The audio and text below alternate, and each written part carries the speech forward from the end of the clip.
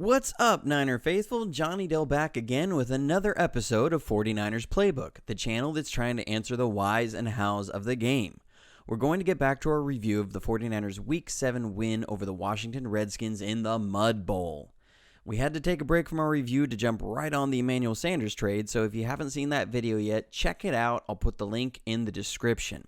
But in this episode, we're going to take a look at how the Redskins were able to run the ball down the field in their first drive and what adjustments Robert Saleh and his defense made to stop them from continuing to do that all game. I know the thought has been the Redskins just did what the Rams did and that this will be a problem if every team can just do that. But as we'll see, it wasn't quite that simple. So let's jump right in. So from the very first play, I'm sure a lot of us were having flashbacks to the Rams a week before and thought, here we go again. The Redskins are just going to run it right down our throats like the Rams did. So we're going to look at, were the Redskins actually doing what the Rams were doing, or were they doing something else? And we're going to just take a look into three big runs that the Redskins were able to rip off in the first drive and then how we adjusted to it. So first thing I'll talk about is our alignment. We're in our wide nine and we have Nick Bosa standing up. Now, what Washington's going to do is they're going to bring this tight end in motion across the formation, and that's going to change the strength of the formation. Here, they're showing a strong left with two tight ends, a double tight end set on this side, and they're going to bring this tight end over, which will balance the side. What we'll do in response to that is we're going to move Eric Armstead inside to a 5 technique instead of the edge. This is to help protect that side a little bit more.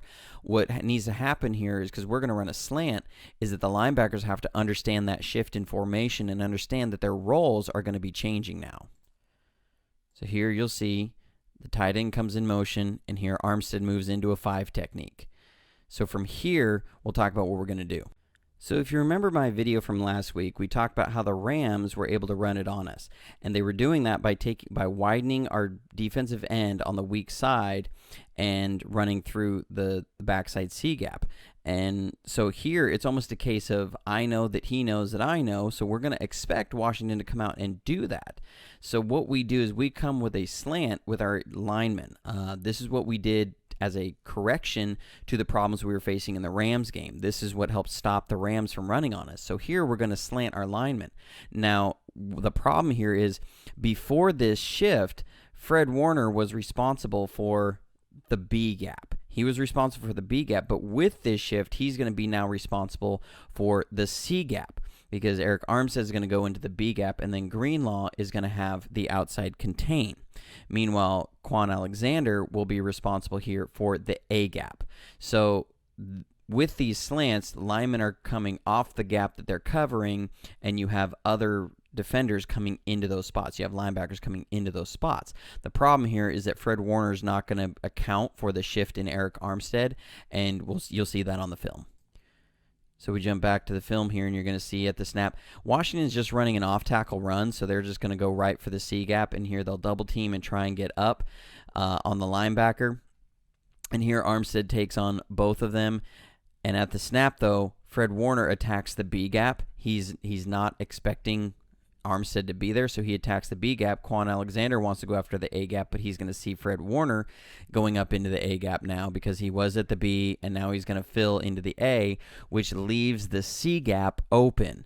So now, where you should have Fred Warner out here, Quan Alexander coming up into the A with the safety scraping behind, you don't have that. Now you have an open lane in the C gap because Fred Warner ran into the wrong gap, and that allowed Quan Alexander to get picked off.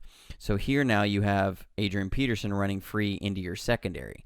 So this was a play where we just simply did not keep track of our assignments as they shifted and changed, and so players were playing out of position here. And so, this wasn't anything great that the Redskins were doing. It was simply we lost track of our assignments.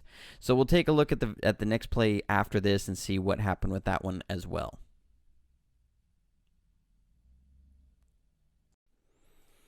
So this is just a few plays later. They're able to get another big chunk run on us and set themselves up in field goal range. So all Washington's going to do on this play is run an outside toss.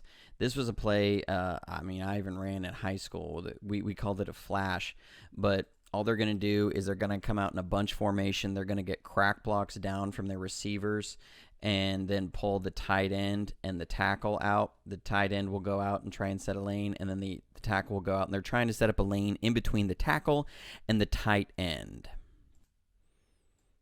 Here you'll see the toss, the tackle pulls, the tight end pulls, they get the crack blocks down. And as they're running out, Richard Sherman's doing his job. He's supposed to come up and attack the outside shoulder of this tight end to keep outside far contain. Jaquaski Tart needs to come up and attack the outside shoulder of the tackle and feed everything back into Fred Warner, the Mike. This defense is designed to funnel everything back towards the Mike. So as he comes out, Jaquaski Tart tries to take on this tackle, but he ends up taking him on his inside shoulder, and that's going to allow him to stay out and seal him off, and he's going to run into Fred Warner. Fred Warner's doing his job. He's supposed to pursue at this angle, but now that creates a lane between the tackle and the tight end, and their running back's able to cut it back up inside despite the harsh conditions, and Jimmy Ward makes a touchdown-saving tackle. So this was a play now where Jaquaski Tart did not maintain his gap integrity. He didn't stay in his lane. Again, just like the previous play, you have a player not staying in their lane and their gap. So we've had 2 plays in a row where guys are not maintaining their gaps. Not necessarily in a row in the game, but I'm showing in the game. I think it's four plays difference in between each other. So this is a few plays later. We end up getting Washington with a holding call and then stop them on first down. And so we're looking at 2nd and long, and our guys just get a little too pass rush happy. So we'll talk about this real quick. So here, all Washington's going to do is run a lead draw play. They're going to drop back like it's a pass, and then the fullback's going to lead up in the hole. The guard's going to drop back and take on the defensive end. The center will take on the 3 technique, and the tackle is going to go up and try and seal off a linebacker. Again, they're trying to create a lane right through here. This is where they're trying to get a lane through. The interior guys are just going to try and let these pass rushers go to the outside and open up everything in the middle. So as we watch it, you're going to see DeForest Buckner takes an aggressive outside move. Same with Eric Armstead. This allows for a big lane up the middle, and you're going to have a tackle move up and a fullback move up. Now, we should still be able to cover this, as they're going to have 1, 2, 3 blockers on 4 box defenders. But as we drop back, Fred Warner and Quan Alexander are a little slow in reacting to the draw, as they're expecting pass on 2nd and long. And so here the fullback's going to be leading up. The tackle gets on Greenlaw. The fullback will be on Alexander. So at least Fred Warner is still uncovered. The thing is, Fred Warner needs to stick to his assignment. He needs to stay in the middle. He's the Mike. Greenlaw is going to be responsible for everything to the outside. So he needs to get to the outside of this tackle and force it back in. Here, Adrian Peterson is going to set up Fred Warner by ghosting to the outside. Now, Greenlaw is going to be maintaining his leverage here. He's staying on the right side. If he breaks off to go try and make a tackle, and he can't because the lineman is holding him, he's going to get a holding call. So, but the problem was Fred Warner, he tried to go after Adrian Peterson to the outside. So now you have 2 players being walled off by 1 tackle. And now you again have Adrian Peterson running into your secondary, and Jimmy Ward is again making a touchdown-saving tackle. So here we again have a player not maintaining his gap integrity. So 3 big plays have happened, not because Washington's done anything so spectacular, but we have not been maintaining our gap integrity. So now we'll look at how do we account for this? How do we make an adjustment once the guys can get onto the sidelines and talk about things? So this now is going to be the very first play of the second drive. So this is right after our defense has been able to get to the sidelines. They've been able to talk with the coaching staff and make some adjustments. And here they get a tackle for a 1-yard loss. So first thing I'm going to note here is the alignment. We have Nick Bosa in a wide 9, but our other defensive lineman is not. He is in a 5 technique, much like we saw Armstead, and we have Greenlaw out here on the edge. So now we have a linebacker stacked on the line of scrimmage. We're going to have 2 stack backers, meaning linebackers stacked on gaps off the line of scrimmage with our tight end. Now we've also gone into a bare front where we're covering the interior gaps. What this does is now we're going to have very simplified assignments. This is Julian Taylor. He's going to have the A gap. We're going to have DJ Jones, or Sheldon Day, excuse me. He's going to be here on the B gap. Quan Alexander will have the C gap. Fred Warner, he's going to have the A gap if it's a run to this side. And then we're going to have Ronald Blair is going to be on the B gap.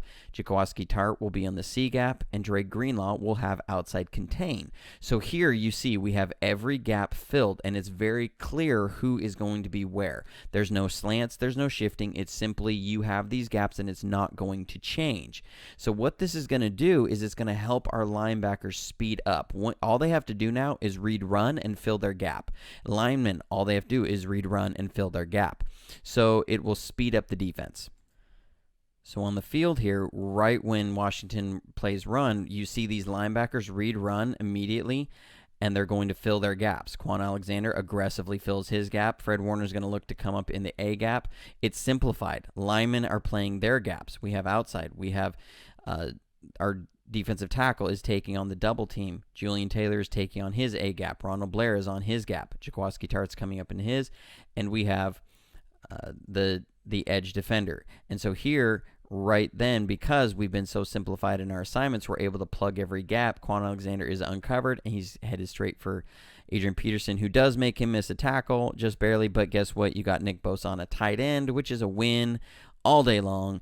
And so here, the coaching staff, they simplified the assignments for everybody. They made everything very clear, and our guys just played fast, and they played to their assignments and maintained gap integrity. So that's all it was.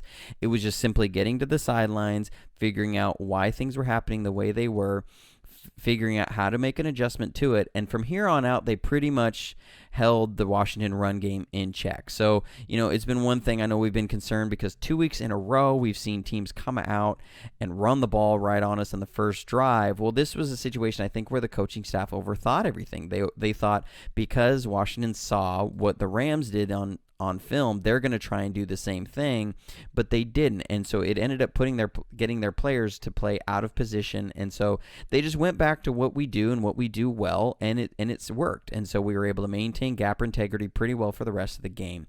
Well, thanks for tuning in. Hope you enjoyed it. I know we didn't get to as many reviews this week because we had the big Emmanuel Sanders trade, and so I had to take a stop for a minute to put together that video. But thanks for tuning in. If you'd like to follow me on Twitter, you can do that. Any ways you want to support will be in the description below as well. Thank you for watching, and go Niners.